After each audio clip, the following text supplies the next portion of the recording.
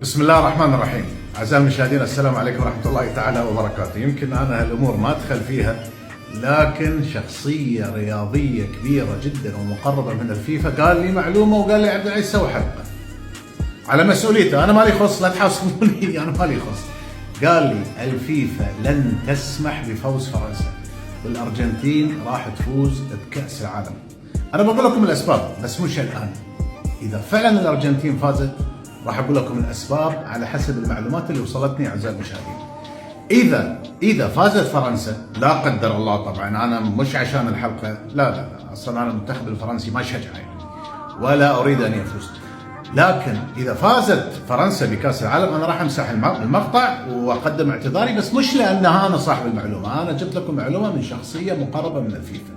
عموما المعلومه اللي حاب اقولها لكم قبل بدايه المباراه ان الفيفا لن تسمح بفوز فرنسا بالكاس، والارجنتين هي من ستفوز بالكاس اعزائي المشاهدين.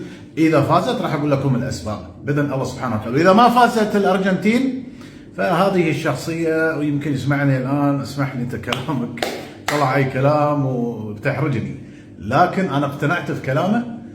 الارجنتين باذن الله راح تفوز بكاس العالم. اتمنى رسالتكم وصلت.